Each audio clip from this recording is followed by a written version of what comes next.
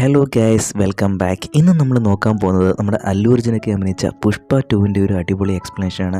അപ്പോൾ നേരെ നമുക്ക് എക്സ്പ്ലനേഷനിലേക്ക് തന്നെ പോകാം. അതിനു മുമ്പിട്ട് നമ്മുടെ ഈ ചാനൽ നിങ്ങൾ സബ്സ്ക്രൈബ് ചെയ്തിട്ടില്ല എന്നുണ്ടെങ്കിൽ ഒന്ന് സബ്സ്ക്രൈബ് ചെയ്തേക്കണേ. സിനിമ തുടങ്ങുമ്പോൾ ജപ്പാനാണ് കാണിക്കുന്നത്. ജപ്പാനിൽ ഒരു ഹാർബർ കാണിക്കുന്നുണ്ട്. അവിടെയാണെങ്കിൽ കണ്ടെയ്നറിൽ കുറേ ചരക്ക് കപ്പലിൽ കുറേ കണ്ടെയ്നറൊക്കെ ഇങ്ങനെ അടുക്കി വെക്കുന്നതായിട്ട് കാണിക്കുന്നുണ്ട്. ഇപ്പോൾ ഓവർലോഡ് ആയതുകൊണ്ട് ക്രെയിൻ്റെ കൺട്രോൾ പോയിട്ട് ഒരു റോപ്പ് പൊട്ടിയിട്ട് ഒരു കണ്ടെയ്നർ താഴേക്ക് വീഴുകയാണ്. അങ്ങനെ വീഴുമ്പോൾ അതിൻ്റെ ഡോറ് തുറന്നിട്ട് അതിലുണ്ടായിരുന്ന ചരക്കെല്ലാം പുറത്തേക്ക് വീഴുകയാണ്. ആ കണ്ടെയ്നർ നിറയെ അങ്ങനെ ചന്ദനത്തടികളാണ് ഉള്ളത്. അതറിഞ്ഞ് അവിടേക്ക് ആ ഹാർബറിൻ്റെ ഒരു ഹെഡ് അവിടേക്ക് വരികയാണ്. അപ്പോഴാണ് ആ കണ്ടെയ്നറിനകത്ത് ചന്ദനത്തടിയുടെ ഇടയിലായിട്ട് ഒരു മനുഷ്യനുണ്ടെന്നുള്ള കാര്യം ഇവർ കാണുന്നത്. അങ്ങനെ അതും ഒരു ഇന്ത്യക്കാരനാണെന്ന് അവർക്ക് മനസ്സിലാവുന്നുണ്ട്. അപ്പോൾ ഹാർബറിൻ്റെ ഹെഡ് പറയുന്നതനുസരിച്ച് അയാളെ ആളുകളെല്ലാവരും കൂടെ ചേർന്നിട്ട് പുറത്തേക്ക് എടുക്കാൻ അങ്ങനെ അയാളുടെ കാലിൽ കെട്ടിയിട്ട് ആ ക്രെയിനിൽ ഇങ്ങനെ തൂക്കി കെട്ടി പൊക്കിയിട്ടിരിക്കുകയാണ്. ഇത്രയൊക്കെ ചെയ്യണമെങ്കിൽ ആ കണ്ടെയ്നർ ഉണ്ടായിരുന്ന ആൾ ആരാണെന്ന് പ്രത്യേകം പറയണമല്ലോ. അതാണ് നമ്മുടെ ഈ ഹീറോ എന്ന് പറയുന്നത്. പുഷ്പയായിരുന്നു അത് പുഷ്പയാണെന്ന് മനസ്സിലാക്കിയ കണ്ടെയ്നറിൻ്റെ ഹെഡാട്ടെ താഴെയുള്ള ആളുകളോട് അയാളെ കൊല്ലാനായിട്ട് പറയുകയാണ്. എന്നാൽ നമ്മുടെ പുഷ്പയാണെങ്കിൽ നാഷണൽ അങ്ങ് ഇൻ്റർനാഷണൽ ആണല്ലോ എന്നൊക്കെ പറയില്ലേ. അതിനാൽ അവിടെയുള്ള എല്ലാവരും നമ്മുടെ പുഷ്പ അങ്ങനെ അടിച്ച് വീഴ്ത്തുകയാണ്. പുഷ്പ എന്തിനാണ് ഇത്ര കഷ്ടപ്പെട്ട് ജപ്പാനിൽ പോയിട്ട് ഈ തല്ലൊക്കെ ഉണ്ടാക്കുന്നത് വെച്ചാൽ, ഇതിനു മുമ്പ് പുഷ്പ അവിടേക്ക് അയച്ച ഈ ചരക്കിൻ്റെയൊക്കെ പേയ്മെൻറ്റ് ഇതുവരെയും കിട്ടിയിട്ടൊന്നും ഉണ്ടായിരുന്നില്ല. അത് വാങ്ങുന്നതിനാണ് പുഷ്പ ജപ്പാനിലേക്ക് വന്നിരിക്കുന്നത്. എന്നാൽ ഈ പുഷ്പയുടെ അടുത്ത് ഇപ്പോൾ ഉള്ളതെല്ലാം ഈ ഒറിജിനൽ ബോസ് ആയിരുന്നില്ല. അവിടെ അങ്ങ് ഫൈറ്റ് നടന്നുകൊണ്ടിരിക്കുമ്പോൾ അവിടേക്ക് ശരിക്കുള്ള അവരുടെ ആ ബോസ് വരുന്നുണ്ട്. പുഷ്പയെ തോക്കുകൊണ്ടങ്ങനെ അയാൾ വെടിവെക്കുന്നുണ്ട്. വെടികൊണ്ട പുഷ്പ കടലിലേക്ക് വീഴുകയാണ്. അങ്ങനെ വീണ് താഴ്ന്നു പോകുന്നതായിട്ട് നമ്മളെ കാണിക്കുന്നുണ്ട്. അപ്പോൾ ഈ സീൻ കട്ടായിട്ട് ഇവിടെ നമ്മുടെ പുഷ്പയുടെ നാടില്ലേ അത് കാണിക്കുകയാണ്. അവിടെ ചന്ദനത്തടി വെട്ടാനായിട്ട് പോകുന്ന കുറേ തൊഴിലാളികളെല്ലാവരും ലോറിക്ക് വേണ്ടിയിട്ട് കാത്തിരിക്കുന്നതായിട്ട് കാണിക്കുന്നുണ്ട്. അവരുടെ കൂടെ ശ്രീനു എന്ന് പറയുന്ന ഒരാളെയും കൂടെ കാണിക്കുകയാണ്. അവനാണെങ്കിൽ അടുത്ത ദിവസം തന്നെ അവൻ്റെ കല്യാണമാണ്. അതിനാൽ കൂടെയുള്ള എല്ലാവരും എന്താടാ നാളെ നിൻ്റെ കല്യാണമല്ലേ, എന്നിട്ട് പിന്നെ നീ എന്തിനാണ് ഇന്ന് ജോലിക്ക് വന്നതെന്നൊക്കെ ചോദിക്കുന്നുണ്ട്. അപ്പോൾ അതിന് ശ്രീനു പറയുന്ന കാര്യം എന്ന് പറഞ്ഞാൽ, കല്യാണം എപ്പോൾ വേണമെങ്കിലും കഴിക്കാം, എന്നാൽ വിശ്വാസം അതല്ലേ എല്ലാം. പുഷ്പണ്ണന് എന്നോടുള്ള വിശ്വാസം നഷ്ടപ്പെടാൻ പാടില്ലല്ലോ എന്ന് അവൻ പറയുന്നുണ്ട്. അപ്പോഴാണ് അവരുടെ കൂടെ ചന്ദനത്തടി വെട്ടാൻ കാത്തിരിക്കുന്നവരിൽ ഒരാളെ കാണിക്കുന്നത്. ആരാണെന്നല്ലേ, അത് നമ്മുടെ താടി വെച്ച ഷക്കാവത്ത് ആയിരുന്നു. നമ്മളുടെ ഷക്കാവത്ത് വേഷം മാറി ചന്ദനത്തടി വെട്ടുന്നവരുടെ കൂടെ ജോലിക്കായിട്ട് ലോറിയിൽ കയറി പോകുന്നുണ്ട്. അങ്ങനെ എല്ലാവരും ചേർന്ന് കാട്ടിൽ പോയി ചന്ദനമരം എല്ലാം വെട്ടി ലോറിയിൽ കയറ്റി കൊണ്ടിരിക്കുന്ന സമയത്ത് ഒരു ട്വിസ്റ്റ് നടക്കുകയാണ്. എന്താണെന്ന് വെച്ചാൽ, നമ്മുടെ ഷക്കാവത്ത് സാർ തലയിലെ കെട്ടെല്ലാം അഴിച്ചു മാറ്റി തൻ്റെ മൊട്ടത്തല അങ്ങനെ കാണിച്ചിട്ട് തൻ്റെ വയർലെസ് സെറ്റ് എടുത്തിട്ട് എസ്.ഐ കുപ്പരാജണ്ണ ഇപ്പോൾ എല്ലാവരും പോരെ, ഇപ്പോൾ വന്നാൽ എല്ലാവരെയും തൊണ്ടി സഹിതം പിടികൂടാമെന്ന് പറയുന്നുണ്ട്. അങ്ങനെ ഷക്കാവത്ത് തൻ്റെ പോലീസുകാരെയെല്ലാം വെച്ച് അവിടേക്ക് ചന്ദനമരം മുറിക്കാൻ വന്ന എല്ലാവരെയും അറസ്റ്റ് ചെയ്ത് കൊണ്ടുപോവുകയാണ്. അങ്ങനെ നമ്മുടെ സീൻ കട്ടായിട്ട് അടുത്ത ദിവസം ചന്ദനമരം മുറിക്കാൻ പോയ കല്യാണ ചെറുക്കനുണ്ടായിരുന്നല്ലോ, ശ്രീനുവിൻ്റെ കല്യാണത്തിനുള്ള ഒരുക്കങ്ങളെല്ലാം തന്നെ നടക്കുന്നതായിട്ട് കാണിക്കുന്നുണ്ട്. കല്യാണപ്പെണ്ണ് നേരത്തെ തന്നെ ഒരുങ്ങി കല്യാണ മണ്ഡപത്തിൽ വന്നിരിക്കുന്നുണ്ട്. എന്നാൽ കല്യാണ ചെറുക്കനെ മാത്രം കാണാനില്ലായിരുന്നല്ലോ. എന്തെന്നാലും നമ്മുടെ കല്യാണ ചെറുക്കൻ ശ്രീനു ആണെങ്കിൽ ആ സമയം ലോക്കപ്പിനുള്ളിൽ കിടക്കുമായിരുന്നു.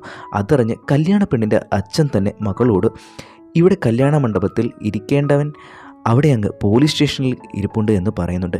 ഈ കല്യാണം ഇനി നടക്കാൻ പോകുന്നില്ല മോളെ എന്ന് പറയുന്നുണ്ട്. അതിന് കല്യാണ പെണ്ണ്, അവൻ എന്നോട് പറഞ്ഞിട്ടാണ് തടിവെട്ടാൻ പോയത്, മുഹൂർത്തത്തിന് ഇനിയും സമയമുണ്ടല്ലോ, അവൻ ഉറപ്പായും തിരിച്ചു വരുമെന്ന് പറയുന്നുണ്ട്. എനിക്ക് ഉറപ്പുണ്ടെന്നൊക്കെ അവർ പറയുകയാണ്. അതിന് അച്ഛൻ അവളോട് പറയാണ്, അവൻ എങ്ങനെ വരാനാണ്, കൂലിക്കാരനെ വെളിയിലെടുക്കാനായിട്ട് പുഷ്പ സ്റ്റേഷനിലൊന്നും കയറുമെന്ന് എനിക്ക് തോന്നുന്നില്ല എന്ന് പറയുന്നുണ്ട്. അപ്പോൾ സീൻ കട്ടായിട്ട് ആ പോലീസ് സ്റ്റേഷനിലേക്ക് നമ്മളുടെ പുഷ്പ വരുന്നതായിട്ടാണ് കാണിക്കുന്നത്. ആ സമയം ആ സ്റ്റേഷനിൽ ഷക്കാവത്ത് ഇല്ലായിരുന്നു. പുഷ്പ അവിടെയുള്ള പോലീസുകാരോട് പറയുന്നു, ഇനി 1 മണിക്കൂറിനുള്ളിൽ അകത്തുള്ള ശ്രീനു എന്ന് പറയുന്ന ഒരാളുടെ കല്യാണമാണ്, അതിനാൽ എനിക്ക് അവനെ മാത്രം മതി എന്ന് പറയുന്നുണ്ട്. അതിന് പോലീസുകാർ, അത് പറ്റില്ല പുഷ്പ, ഷക്കാവത്ത് വന്നു കഴിഞ്ഞാൽ പഴയതുപോലെയൊന്നുമല്ല, മാത്രമല്ല ശ്രീനുവിൻ്റെ പേര് FIRൽ എഴുതിയിട്ടുമുണ്ട് എന്ന് പറയുന്നുണ്ട്. അതിന് പുഷ്പ തൻ്റെ കൂടെയുള്ളവരിൽ നിന്ന് മറ്റൊരു ശ്രീനുവിനെ ലോക്കപ്പിലേക്ക് കയറ്റിയിട്ട് പറയുന്നുണ്ട് കല്യാണ ചെറുക്കനെ ഇറക്കി വിടാനായിട്ട്. അങ്ങനെ കല്യാണ ചെറുക്കനെ വെളിയിലേക്ക് കൊണ്ടുവന്നു. അപ്പോൾ പുഷ്പ ഒരു കാര്യം ശ്രദ്ധിക്കുന്നത്, അതായത് ശ്രീനുവിൻ്റെ നെഞ്ചിലെല്ലാം ലാത്തി കൊണ്ട് അവരടിച്ചതിൻ്റെ പാടുകളുണ്ടായിരുന്നു. അപ്പോൾ ശ്രീനുവിൻ്റെ ദേഹത്ത് മാത്രമായിരുന്നില്ല, ആ ലോക്കപ്പിലുള്ള എല്ലാവരുടെയും ശരീരത്ത് അതുണ്ടായിരുന്നു. ലാത്തിയുടെ പാടുകൾ കണ്ട പുഷ്പ ആ സ്റ്റേഷനിലുള്ള പോലീസുകാരെയെല്ലാം ഒന്ന് നോക്കി. അപ്പോൾ ആ സീൻ കട്ടായിട്ട് നമ്മളെ ആ സ്റ്റേഷനിലേക്ക് ഇൻസ്പെക്ടർ കുബ്ബരാജും വരുന്നതായിട്ട് കാണിക്കുകയാണ്. അവർ സ്റ്റേഷനിനകത്ത് വന്ന് നോക്കുമ്പോൾ അതാ സ്റ്റേഷനിനുള്ളിൽ ആരും ഉണ്ടായിരുന്നില്ല. ആരുമേ ഇല്ല എന്ന് വെച്ചാൽ ലോക്കപ്പിലുണ്ടായിരുന്ന പ്രതികൾ മാത്രമല്ല, സ്റ്റേഷനിലുണ്ടായിരുന്ന പോലീസുകാരുൾപ്പെടെ ആരും തന്നെ അവിടെ ഉണ്ടായിരുന്നില്ല. അങ്ങനെ ഒരു കോൺസ്റ്റബിൾ ഇപ്പോൾ അവരുടെ അടുത്തേക്ക് വരികയാണ്. എന്നിട്ട് പറയുന്നുണ്ട്, സാർ പോയി കഴിഞ്ഞപ്പോൾ ഇവിടേക്ക് പുഷ്പ വരികയുണ്ടായി. പുഷ്പ അവരുടെ ആളുകളെ എല്ലാവരെയും കൂട്ടിക്കൊണ്ട് പോകാനായിട്ട് നോക്കിയപ്പോൾ ഇവിടെ ഉണ്ടായിരുന്ന പോലീസുകാർ എല്ലാവരും ചേർന്ന് അവനെ തടയുവാനായിട്ട് നോക്കുകയായിരുന്നു. പുഷ്പ അവരെ കൊണ്ടുപോകരുത്, ഞങ്ങളുടെ ജോലിയെല്ലാം പോകുമെന്ന് അവർ പറയുന്നുണ്ടായിരുന്നു. അതിന് പുഷ്പ എല്ലാ പോലീസുകാർക്കും അവർ ജീവിതകാലം മുഴുവൻ ജോലി ചെയ്താൽ കിട്ടുന്ന ശമ്പളവും PF എന്തിന് കൈക്കൂലി സഹിതം ചേർത്ത് അവർക്ക് കിട്ടേണ്ട പൈസ ഒറ്റ ടൈം കൊണ്ട് സെറ്റിലാക്കിയായിരുന്നു. അങ്ങനെ എല്ലാവരെയും അവിടെ നിന്ന് പറഞ്ഞയച്ചു എന്ന് പറയുന്നു. അങ്ങനെ കല്യാണ ചെറുക്കൻ ശ്രീനു കറക്റ്റ് സമയത്ത് മണ്ഡപത്തിലെത്തി. പുഷ്പ കല്യാണവും അടിപൊളിയാക്കി. അങ്ങനെ സീൻ കട്ടായിട്ട് പുഷ്പയുടെ വീട് കാണിക്കുന്നു. പുഷ്പ ആ സമയം MLA സിദ്ധപ്പയുടെ കൂടെ CMനെ കാണാനായിട്ട് പോവുകയാണോ. ആ സമയം പുഷ്പയുടെ ഭാര്യ ശ്രീവല്ലി പുഷ്പയോട് CM സാറിൻ്റെ കൂടെ മീറ്റിങ്ങിന് പോയിട്ട് വരുമ്പോൾ ഒരു ഫോട്ടോ എടുത്തിട്ട് വരാനായിട്ട് പറയുന്നുണ്ട്. അതിന് പുഷ്പ അതെന്തിനാണ് എന്ന് ചോദിക്കുന്നുണ്ട്. അതിന് ശ്രീവല്ലി ആ ഫോട്ടോ നമ്മുടെ ഹാളിൽ തൂക്കിയിട്ട് എല്ലാവരോടും എൻ്റെ കെട്ടിയവൻ CM സാറിൻ്റെ കൂടെയാണ് ഒക്കെ മീറ്റിങ്ങിന് പോയിട്ടുണ്ട് എന്ന് എനിക്ക് പറയാനായിട്ട് പൊങ്ങച്ചൊക്കെ പറയാലോ എന്ന് പറയുകയാണ്. അത് പുഷ്പയും ഓക്കെ എന്ന് പറയുകയാണ്. അങ്ങനെ MLA സിത്തപ്പയും പുഷ്പയും CMനെ അടുത്തെത്തി. MLA സിത്തപ്പ CMനെ പുഷ്പയെ പരിചയപ്പെടുത്തി കൊടുക്കുകയാണ്.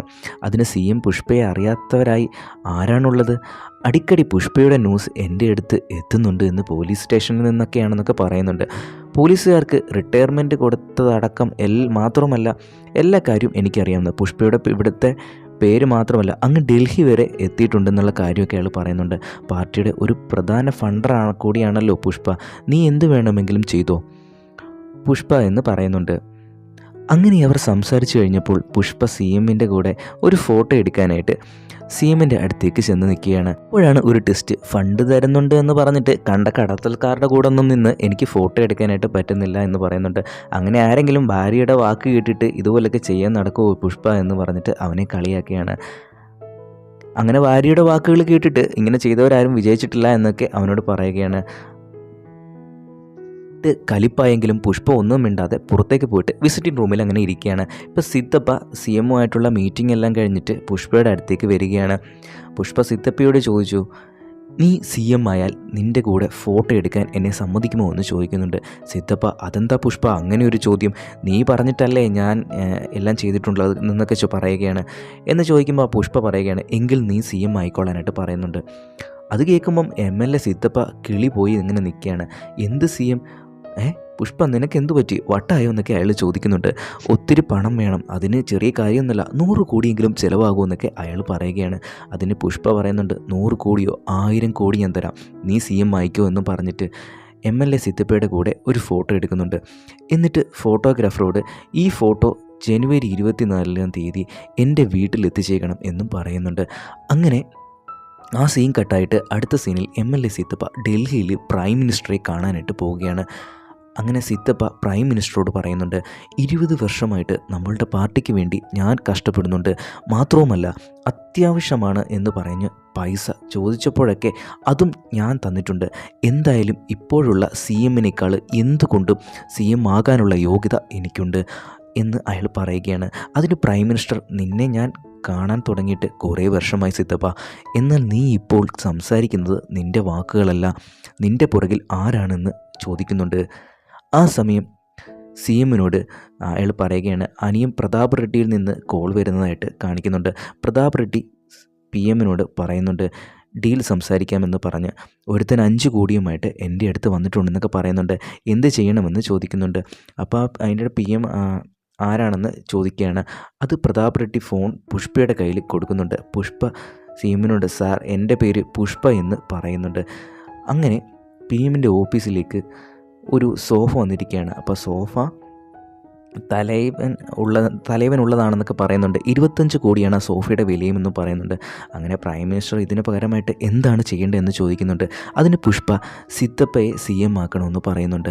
അതിന് PM നീ മാത്രം വിചാരിച്ചോ മതിയോ എന്ന് ചോദിക്കുന്നുണ്ട്. അതിന് പുഷ്പ പറയുന്നുണ്ട്, ഞാൻ എന്തായാലും തീരുമാനിച്ചു സാർ.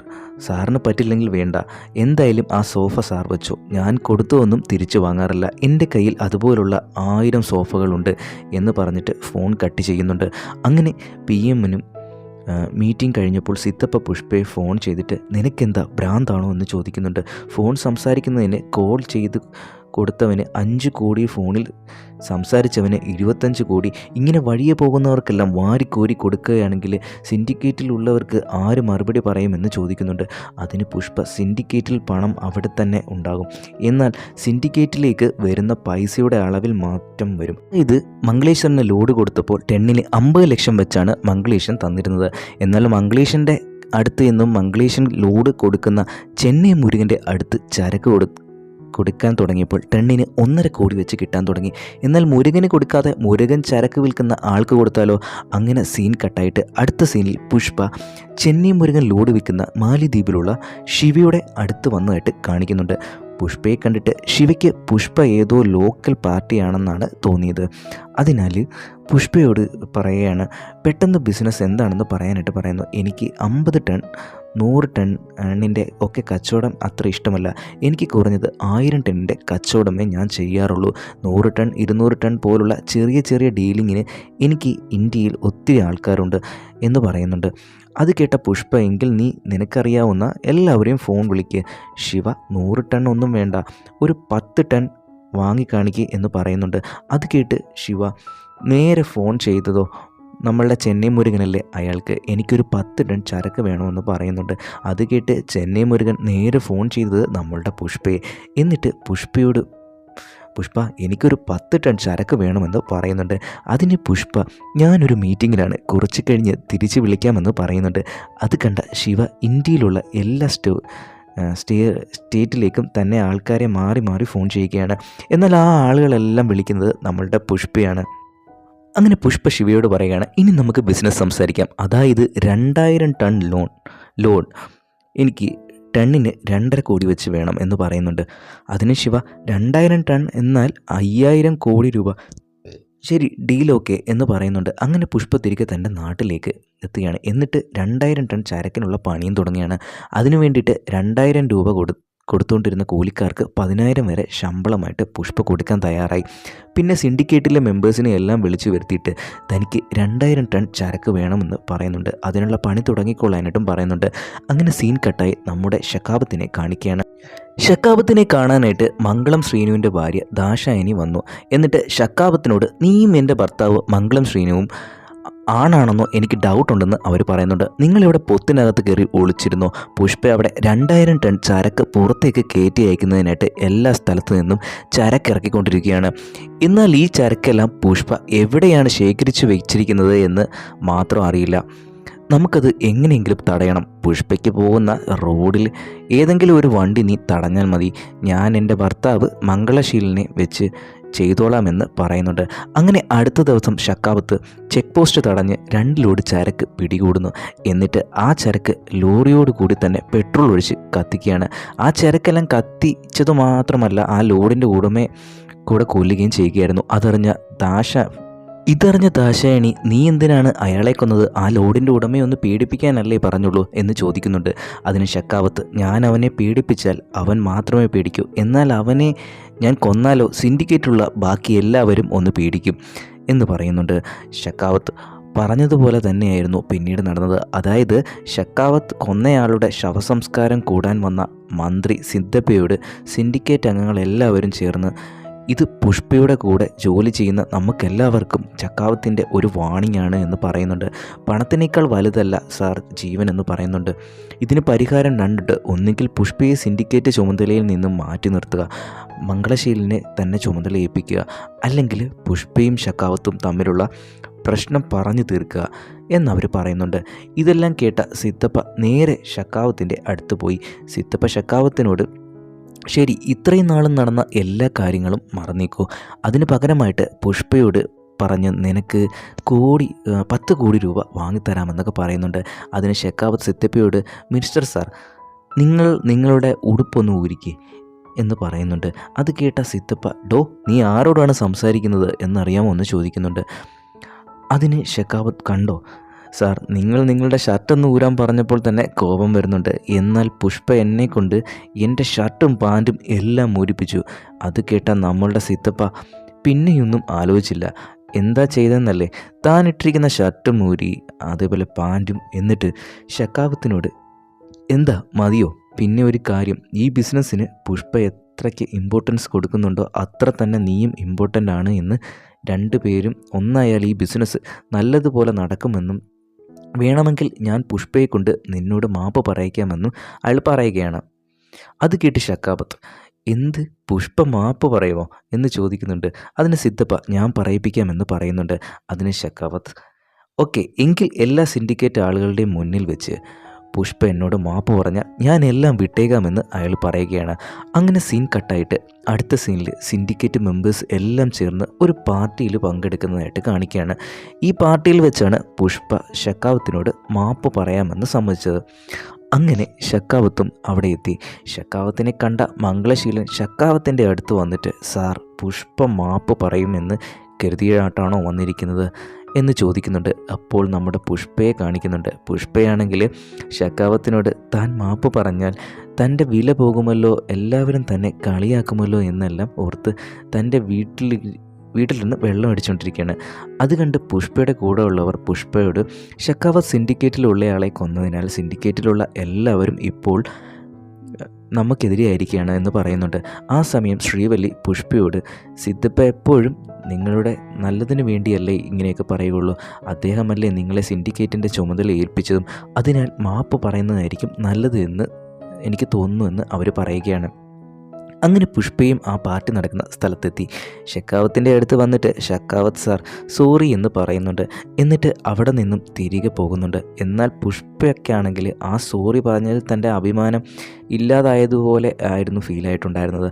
അതിനാൽ പാതി ദൂരം പോയ പുഷ്പയ്ക്ക് തൻ്റെ വണ്ടി തിരികെ ആ പാർട്ടി നടക്കുന്ന സ്ഥലത്തേക്ക് ഷക്കാവത്താണെങ്കിൽ ആ സമയം ഫയർ ആയിരിക്കുമായിരുന്നു. പുഷ്പ സോറി പറഞ്ഞതും ഫ്ലവറായി എന്നും പറഞ്ഞ് പോകാനായിട്ട് തൻ്റെ വണ്ടിയിൽ കയറിയിരിക്കുന്ന കണ്ട പുഷ്പ തൻ്റെ വണ്ടി കൊണ്ട് ഷക്കാവത്തിൻ്റെ വണ്ടിയിൽ കൊണ്ടിടിച്ചിട്ട് ഷക്കാവത്തിനെയും വണ്ടിയെയും സ്വിമ്മിംഗ് പൂളിലേക്ക് ഇടിച്ചിടുകയാണ്.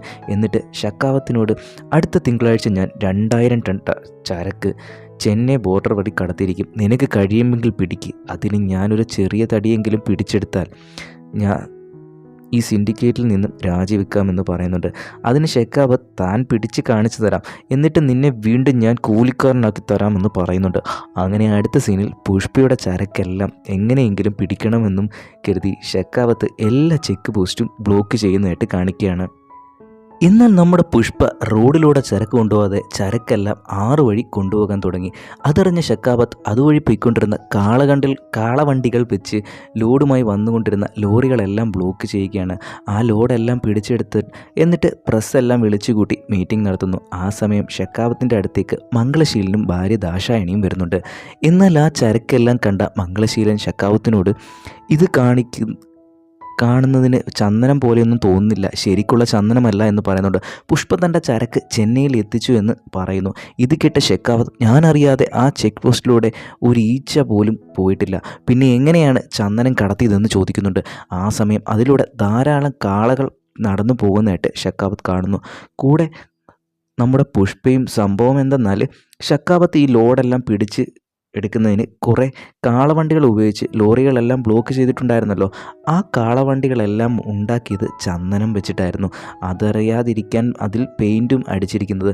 പുഷ്പ പറഞ്ഞു, എൻ്റെ ലോഡെല്ലാം ബോർഡർ കടന്നു ചെന്നൈയിലെത്തി. അതിന് ഷെക്കാവത്ത്, ബോർഡറല്ലേ കടന്നിട്ടുള്ളൂ, കടൽ കടന്നിട്ടില്ലല്ലോ, ആ കടൽ കടക്കുന്നതിന് മുന്നേ ഞാൻ പിടികൂടുമെന്ന് പറയുന്നുണ്ട്. അങ്ങനെ സീൻ കട്ടായിട്ട് അടുത്ത സീനിൽ പുഷ്പ തൻ്റെ ഭാര്യ ശ്രീവല്ലിയും അമ്മയും കൂടെ അമ്പലത്തിൽ ഉത്സവം കൂടുന്നതിന് വരുന്നതായിട്ട് കാണിക്കുകയാണ്. ആ അമ്പലത്തിൽ പുഷ്പയുടെ ചേട്ടന്മാരുടെ ഫാമിലിയും ഒക്കെ വന്നിട്ടുണ്ടായിരുന്നു. പുഷ്പയുടെ ചേട്ടന്മാർക്ക് പുഷ്പയെ ഇഷ്ടമല്ലായിരുന്നു. എങ്കിലും ചേട്ടന്മാരുടെ ഭാര്യമാർക്കും കുട്ടികൾക്കും എല്ലാം പുഷ്പയെ ഒത്തിരി ഇഷ്ടമായിരുന്നു. പുഷ്പയെ ചേട്ടൻ്റെ മകൾ കാവേരി ചെറിയച്ച എന്ന് വിളിച്ച് പുഷ്പയുടെ അടുത്തേക്ക് ഓടി വരികയാണ്. എങ്കിലും ചേട്ടന്മാരുടെ ദേഷ്യം കൊണ്ടാണെന്ന് തോന്നുന്നു പുഷ്പ കാവേരിയെ നോക്കിയിരുന്നില്ല. എങ്കിലും ശ്രീവല്ലി കാവേരിയെ സമാധാനിപ്പിച്ച് കൂട്ടിക്കൊണ്ടു പോകുന്നുണ്ട്. അങ്ങനെ അവർ അമ്പലത്തിൽ തൊഴുതുകൊണ്ടിരിക്കുമ്പോഴാണ് ശ്രീവല്ലി ഗർഭിണിയാണെന്നുള്ള കാര്യം അവരറിയുന്നത്. അതറിഞ്ഞ സന്തോഷത്തിൽ ആ അമ്പലത്തിലെ പ്രധാന നേർച്ചയായ പെൺവേഷം കെട്ടിയിട്ട് പുഷ്പ തീക്കുഴിയിലെല്ലാം ഇറങ്ങുന്നുണ്ട്. അങ്ങനെ അവർ അമ്പലത്തിൽ തൊഴുതുകൊണ്ടിരിക്കുമ്പോൾ സ്ത്രീവേഷം കിട്ടിയ കുറേ പേർ വന്ന് കാവേരിയുടെ അടുത്ത് മിസ്ബിഹേവ് ചെയ്യുന്നതായിട്ട് പുഷ്പ കാണുകയാണ്. പിന്നെയുള്ള കാര്യം പറയേണ്ടതില്ലല്ലോ. പിന്നെ അവിടെ നടന്നത് വമ്പനൊരു ഫൈറ്റ് തന്നെയാണ്. ഈ ഫൈറ്റ് കഴിഞ്ഞപ്പോൾ നല്ല കളർഫുൾ ഇടിയായിരുന്നു കേട്ടോ ഈ ഇടിയെല്ലാം കഴിഞ്ഞ സമയത്ത് പുഷ്പയുടെ ചേട്ടൻ മോഹൻരാജ് അവിടേക്ക് വരുന്നുണ്ട്. ഇതെല്ലാം കണ്ടുകൊണ്ടിരുന്ന മോഹൻരാജ് പുഷ്പയോട്, നീ ഇങ്ങനെയൊക്കെ ചെയ്തു എന്നും പറഞ്ഞ് ഞാൻ നിൻ്റെ അനിയനായിട്ടൊന്ന് നിന്നെ കാണാനായിട്ട് പോകുന്നില്ല എന്ന് പറയുന്നുണ്ട്. അതിനുവേണ്ടി നീ എന്ത് നാടകം കളിച്ചിട്ടും കാര്യമില്ല എന്നും അയാൾ പറയുകയാണ്. എന്നിട്ട് അവിടെ നിന്ന് പോകുന്നു. എന്നാൽ കാവേരിയോട് മിസ്ബിഹേവ് ചെയ്ത അവിടെ ഉണ്ടായിരുന്ന എല്ലാവരും ചേർന്ന് പാതി മുട്ടയടിച്ച് കഴുതപ്പുറത്ത് കയറ്റിയിട്ട് അവരെ അവിടെ നിന്ന് പറഞ്ഞയക്കുന്നുണ്ട്. അങ്ങനെ സീൻ കട്ടായിട്ട് അടുത്ത സീനിൽ ഷക്കാവത്തും മംഗളശീലനും ദാശായണിയും ചേർന്ന് ആന്ധ്ര മുഖ്യമന്ത്രിയെ കാണാനായിട്ട് പോകുന്നുണ്ട്. അങ്ങനെ ഷക്കാവത്ത് മുഖ്യമന്ത്രിയോട്, സാറിനെ മുഖ്യമന്ത്രി സ്ഥാനത്ത് നിന്നും മാറ്റി ആ സിദ്ധപ്പയെ മുഖ്യമന്ത്രിയാക്കാനുള്ള തയ്യാറെടുപ്പ് നടന്നുകൊണ്ടിരിക്കുകയാണ് എന്ന് പറയുന്നുണ്ട്. അതിന് മുഖ്യമന്ത്രി, ആര്? സിദ്ധപ്പയോ? അവനെ എനിക്ക് 30 വർഷമായി അറിയാവുന്നതാണ്. അവൻ അതിനുള്ള കപ്പാസിറ്റി ഒന്നുമില്ല എന്ന് പറയുന്നുണ്ട്. അതിന് മംഗളശീലനും, ഇത് പ്ലാൻ ചെയ്തിരിക്കുന്നത് പുഷ്പയാണ്, സിദ്ധപ്പ ഒരു സഹായി മാത്രമാണ് എന്ന് പറയുന്നുണ്ട്. അതിന് മുഖ്യമന്ത്രി, പുഷ്പയോ? അവൻ എൻ്റെ ഓഫീസിൽ വന്നിരുന്നു, എൻ്റെ കൂടെ ഒരു ഫോട്ടോ എടുക്കണമെന്ന് പറഞ്ഞിരുന്നു, എന്നാൽ ഞാൻ സമ്മതിച്ചില്ല എന്നും അയാൾ പറയുകയാണ്. അതിന് ഷെക്കാബത്ത്, അന്ന് ആ ഫോട്ടോ എടുക്കാൻ സമ്മതിച്ചിരുന്നെങ്കിൽ ഇങ്ങനെയൊന്നും വരില്ലായിരുന്നു എന്ന് പറയുകയാണ്.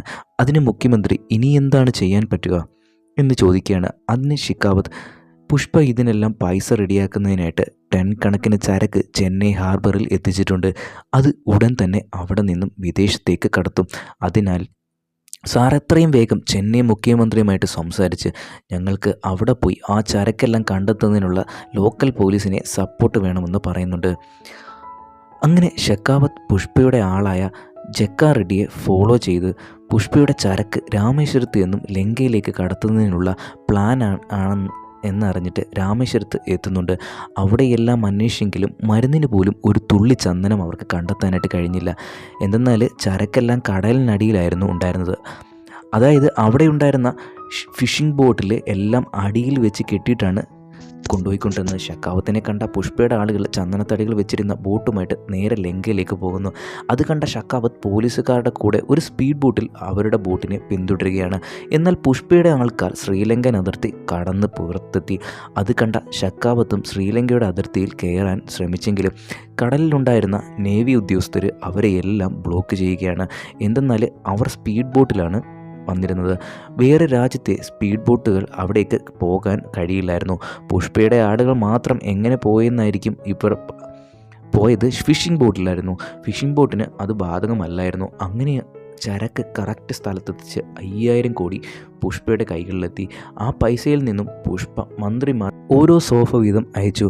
അങ്ങനെ സിദ്ധപ്പ മുഖ്യമന്ത്രിയാവുകയും ചെയ്തു. സിദ്ധപ്പ മുഖ്യമന്ത്രി പദവിയിൽ കയറിയതും ആദ്യം ചെയ്ത കാര്യം പുഷ്പയുടെ വീട്ടിൽ പോവുക എന്നതായിരുന്നു. അങ്ങനെ പുഷ്പയുടെ വീട്ടിൽ CM സിദ്ധപ്പ വന്നതും അന്ന് പുഷ്പ സിദ്ധപ്പയുടെ കൂടെ എടുത്ത ഫോട്ടോ ഉണ്ടല്ലോ, ആ ഫോട്ടോ എത്തിയിരുന്നു. അതായത് ശ്രീവല്ലി ആഗ്രഹിച്ചതുപോലെ തന്നെ അവരുടെ വീട്ടിൽ പുഷ്പ CMനെ കൂടെ നിൽക്കുന്ന ഫോട്ടോ എത്തി. സിദ്ധപ്പ ശ്രീവല്ലിയോട് പറയുകയാണ്, ഒരൊറ്റ വാർത്തയിൽ മുഖ്യമന്ത്രിയെ തന്നെ മാറ്റിക്കളഞ്ഞല്ലോ ദേവി നീയെന്ന്. CMൻ്റെ കൂടെ നിന്ന് ഒരു ഫോട്ടോ വേണമെന്ന് പറഞ്ഞതിലാണ് പുഷ്പ CMനെ തന്നെ മാറ്റിയത്. അതിനാൽ നിനക്കിനി എന്തെങ്കിലും ആഗ്രഹമുണ്ടെങ്കിൽ ആദ്യമേ എന്നോടാണ് പറയണേ എന്ന് പറയുകയാണ്. അങ്ങനെ ആ സീൻ കട്ടായിട്ട് ഷക്കാവത്തിനെ കാണിക്കുകയാണ്. ഷക്കാവത്ത് ആ സമയം തന്നെ പിടികൂടിയ ഡ്യൂപ്ലിക്കേറ്റ് ചന്ദനമരങ്ങളുടെ നടുക്ക് നിൽക്കുകയായിരുന്നു. ഷക്കാവത്തിൻ്റെ അടുത്തേക്ക് SI കുപ്പരാജ് വരുന്നുണ്ട്.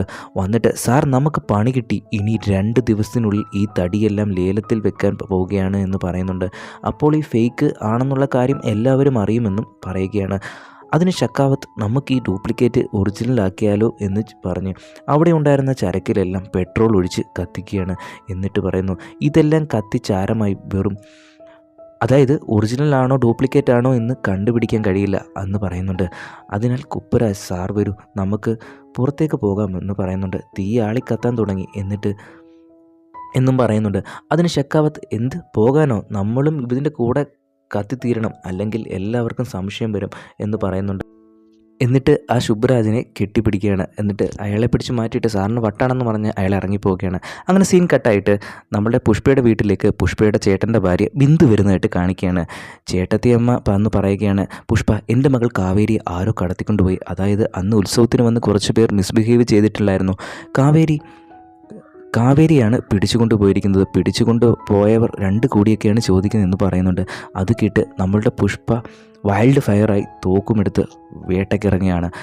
എന്നിട്ട് അവിടെയുള്ള എല്ലാ മീഡിയക്കാരെയും വിളിച്ചു വരുത്തി, എൻ്റെ വീട്ടിലെ പെണ്ണിനെ കടത്തിക്കൊണ്ട് പോകാൻ മാത്രം ധൈര്യമുള്ളവൻ ആരാടാ? നിനക്ക് എല്ലാം 1 മണിക്കൂർ സമയം തരാം. അതിനു മുമ്പ് എൻ്റെ വീട്ടിലെ കുട്ടിയെ തിരികെ കൊണ്ടാക്കിയില്ലെങ്കിൽ നിന്നെയൊന്നും ഞാൻ വെറുതെ വിടില്ല, സൂര്യോദയം കാണിക്കില്ല എന്നും പറയുന്നുണ്ട്. അങ്ങനെ പുഷ്പയുടെ ആളുകളെല്ലാം കാവേരിയെ എല്ലായിടങ്ങളിലും അന്വേഷിക്കാൻ തുടങ്ങിയാണ്. എന്നാൽ കാവേരിയെ കണ്ടെത്താൻ അവർക്ക് ആർക്കും കഴിഞ്ഞില്ല.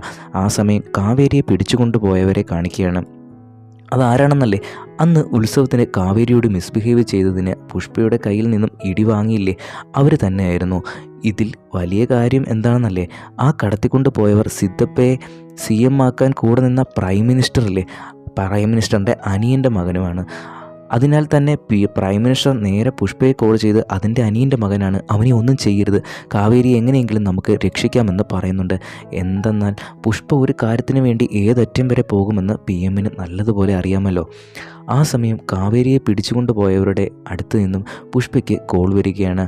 നീ മാത്രം തനിയെ വാ പുഷ്പ എന്നും പറയുന്നുണ്ട്. അങ്ങനെ പുഷ്പ അവരുടെ അടുത്തെത്തി. പെൺവേഷം കെട്ടിയല്ലേ ഞങ്ങളെ അടിച്ചത്, അതിനാൽ ഇന്നും പെൺവേഷം കെട്ടി തന്നെ നീ അടി വാങ്ങാനൊക്കെ പറയുന്നുണ്ട്. അവരെല്ലാവരും ചേർന്ന് പുഷ്പയെ പെൺവേഷം കെട്ടിക്കുന്നുണ്ട്. എന്നിട്ട് പുഷ്പയെ അടിച്ച് വീഴ്ത്തി പുഷ്പയുടെ കൈയും കാലും എല്ലാം കൂട്ടിക്കെട്ടി വെക്കുന്നുണ്ട്. പുഷ്പ തിരിച്ചടിക്കാത്തത് എന്താണെന്നല്ലേ? കാവേരിയുടെ ശബ്ദം മാത്രമല്ലേ പുഷ്പയ്ക്ക് കേൾക്കാൻ പറ്റുന്നുള്ളൂ. കാവേരിയെ ഇനിയും കണ്ടിരുന്നില്ല. അങ്ങനെ പുഷ്പയെ അടിച്ച് വീഴ്ത്തിയിട്ട് അവർ കാവേരിയെ പുഷ്പയുടെ മുമ്പിൽ കൊണ്ടുവന്ന് നിർത്തുകയാണ്. പുഷ്പയുടെ മുമ്പിൽ വെച്ച് തന്നെ കാവേരിയോട് മിസ്ബിഹേവ് ചെയ്യാനായിട്ട് തുടങ്ങിയാണ്. പുഷ്പ ഫയറല്ല, വൈൽഡ് ഫയറാണ് എന്ന് പറയാൻ കാരണം എന്താണെന്ന് അപ്പോഴാണ് മനസ്സിലായത്. കൈയും കാലും കൂട്ടിക്കെട്ടിയിട്ട് വെച്ചിട്ടുണ്ടെങ്കിലും പുഷ്പ അവരെയെല്ലാം അടിച്ചു പറത്തി. അങ്ങനെ പുഷ്പയുടെ ആളുകളെല്ലാം അവിടെ എത്തി.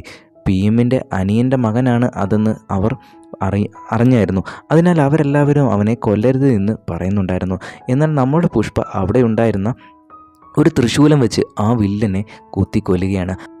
അങ്ങനെ സീൻ കട്ടായി പുഷ്പയുടെ വീട്ടിലേക്ക് പുഷ്പയുടെ ചേട്ടൻ വരുന്നതായിട്ട് കാണിക്കുന്നുണ്ട്. ഇത്രയും നാളും പുഷ്പയെ അനിയനായിട്ട് പോലും കാണാതിരുന്ന ചേട്ടൻ ഇപ്പോൾ എന്തിനാണ് അവിടെ എത്തിയതെന്നല്ലേ? തൻ്റെ മകളെ രക്ഷിച്ചതിന് തൻ്റെ മകളുടെ കല്യാണം വിളിക്കാൻ വന്നതായിരുന്നു ചേട്ടൻ പുഷ്പയുടെ അമ്മയോടും അവിടെയുള്ള എല്ലാവരോടും താൻ ഇത്രയും ചെയ്ത എല്ലാത്തിനും മാപ്പ് പറയുന്നുണ്ട്. അങ്ങനെ കുറേ സെൻറ്റി എല്ലാം കാണിച്ചതിന് ശേഷം ചേട്ടൻ്റെ മകൾ കാവേരിയുടെ കല്യാണം കാണിക്കുന്നുണ്ട്. കല്യാണത്തിന് പുഷ്പയും ഫാമിലിയും വന്നത് കണ്ട് ചേട്ടന്മാർക്കും അവിടെയുള്ള എല്ലാവർക്കും വളരെയധികം സന്തോഷമായി. അങ്ങനെ സന്തോഷത്തോടെ ഹാപ്പി എൻഡിങ് കാണിക്കുമെന്ന് വിചാരിച്ചിരിക്കുമ്പോഴാണ് അതാ വീണ്ടും നമ്മുടെ PM-നെ കാണിക്കുന്നുണ്ട്. PM പുഷ്പയുടെ മേൽ കൂടും ദേഷ്യത്തിലാണ്. സമയം PM-ൻ്റെ അടുത്തേക്ക് സിൻഡിക്കേറ്റിലുള്ള എല്ലാവരും വരുന്നതായിട്ട് കാണിക്കുന്നുണ്ട്. പുഷ്പ ഒഴികെ. PM അവരോട് എല്ലാവരും വന്നു, എന്നാൽ വരേണ്ടവൻ വന്നില്ല എന്ന് പറയുന്നുണ്ട്. അതിനവർ പുഷ്പ വന്നില്ലെങ്കിലും പുഷ്പയുടെ സമ്മാനം വന്നിട്ടുണ്ട് എന്നും പറഞ്ഞു ഒരു ബൊക്കെ ആ PM-ന് കൊടുക്കുന്നുണ്ട്. അങ്ങനെ സീൻ കട്ടായിട്ട് ഇപ്പോൾ PM-ന് കൊടുത്ത ആ ബൊക്കയില്ലേ ഇവിടെ പുഷ്പയുടെ ചേട്ടൻ്റെ മകളുടെ കല്യാണ പന്തലിൽ ഇരിക്കുന്നതായിട്ടും കാണിക്കുകയാണ്. വിത്ത് ഒരു ബോംബും ഉണ്ട് കേട്ടോ അതിൻ്റെ കൂടെ. അപ്പോൾ ഓരോ ആളും മലമുകളിൽ നിന്നും ബൈനോക്കുലറിലൂടെ ആ കല്യാണ പന്തലിലേക്ക് നോക്കിയൊരു സ്വിച്ച് ഞെക്കുന്നതായിട്ടും കാണിക്കുന്നുണ്ട്. ആ കല്യാണം നടക്കുന്ന സ്ഥലം മുഴുവൻ ബ്ലാസ്റ്റ് ആവുകയാണ്. ഒപ്പം പുഷ്പ 3 എന്ന് എഴുതി കാണിക്കുകയും ചെയ്യുന്നുണ്ട് അടുത്ത പാട്ടിൻ്റെ. ഇതോടെ ഈ സിനിമ ഇവിടെ അവസാനിക്കുകയാണ്. അപ്പോൾ നിങ്ങൾക്ക് എല്ലാവർക്കും എൻ്റെ ഈ എക്സ്പ്ലനേഷൻ ഇഷ്ടപ്പെട്ടുന്നുണ്ടെങ്കിൽ ഉറപ്പായിട്ടും ഒന്ന് ലൈക്ക് ചെയ്തേക്കുക. അതുപോലെ തന്നെ നിങ്ങളുടെ ഫ്രണ്ട്സിലേക്ക് ഈ വീഡിയോ ഷെയർ ചെയ്തെത്തിക്കുക. നിങ്ങൾക്ക് വേണ്ട മൂവീസൊക്കെ ഒന്ന് കമൻ്റായിട്ട് രേഖപ്പെടുത്തുക. നിങ്ങൾക്ക് ഇഷ്ടപ്പെട്ട മൂവീസ് ഇനി എക്സ്പ്ലെയിൻ ചെയ്യാവുന്നതാണ്.